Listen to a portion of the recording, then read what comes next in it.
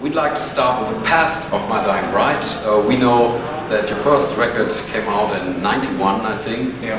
And maybe you can tell us something about the very beginning. How did you start with the band? Well, we formed pretty much the same way as most bands formed. Yeah. Just a bunch of guys who drunk too much one night. Yeah. And thought it'd be a cool idea to form a band. We all loved listening to bands of the sort of mid to late 80s, Sodom, Destruction, Slayer, all that mad stuff. So we wanted to form a band. Our biggest influence is Celtic Frost, so we wanted to sound a little bit like them. And things just progressed. We got together, we made a load of noise, we recorded one demo tape. Peaceville Records liked the sound of that demo tape, so they offered us a deal straight away. It was really good. And then we started working with Peaceville, and I think everybody else knows pretty much the rest of the history. Yeah. It's nothing unusual, really. Yeah. I never heard of the demo tape. All goes did go very fast then. Yeah, it was called Towards the Sinister. And it was a 4-song demo tape. 2 of the songs have never been released ever anywhere else. They're still on that tape. Yeah. We've had a lot of pressure from fans to re-release the tape, but I don't think we ever will. Because it's kind of like a piece of history. Yeah. It will always stay in the darkest depths of My Dying Bride. But it was a good, sold out very, very well. Yeah. Sold out instantly all over the world, which was fantastic. So, yeah, quite over the years you changed your style a little bit. You said yourself that the main influences were bands like Celtic Frost, and the first albums were more influenced by death metal and things like that, and then you've got more melody elements. How would you describe your works of development until now? As the band has progressed through the years, I think we've become better musicians and grasped a better idea of what we actually want from My Dying Bride and the sound and feeling that we want to create with our music. So it's never been a conscious effort to play a different style of music.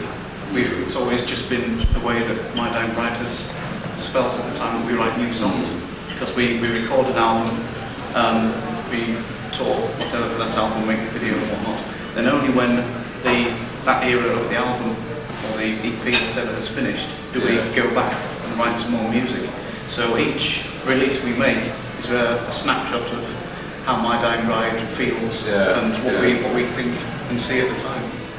And what can be said about the musical direction that you're now in? Is it heavy metal? Is it still death metal? We try not to categorise ourselves really, because that rather limits people's opinions of the band and limits us as a band, maybe, because we want to stay in that little letterbox format.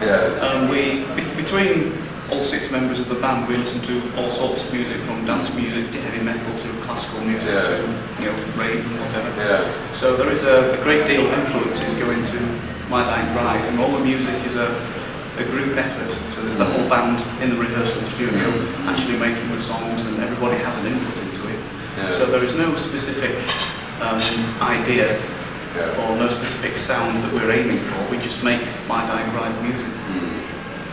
And I think one of the main changes is the style of the vocals. That is conscious change, or you managed to change your style so extreme?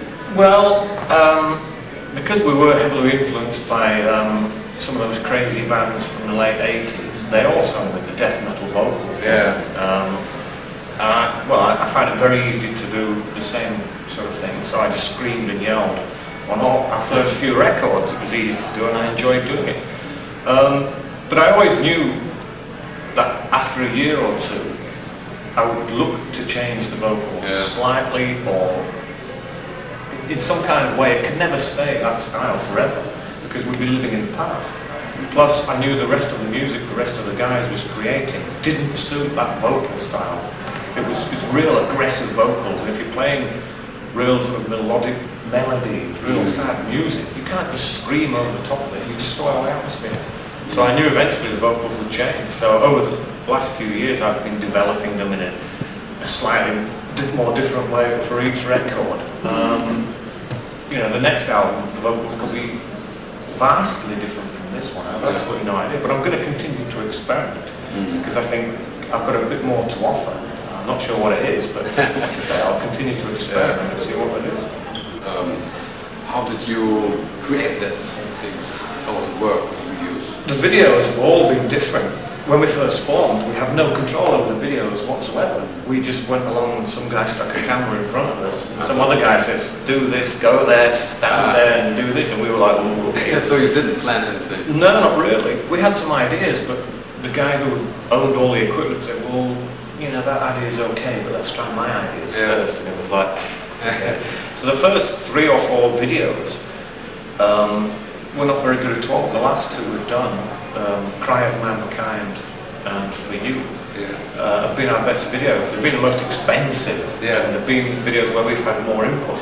We've got a bit more control over the video shooting now.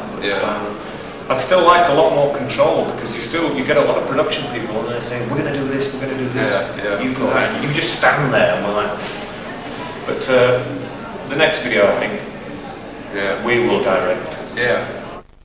For You actually has a strange old story behind it, because nobody in the band had any sleep for about 36 hours while we filmed that video, because when we travelled to London to film it, the van we were travelling broke down, and we had to go back home and get on the train to go back, and we were so tired when we shot the video.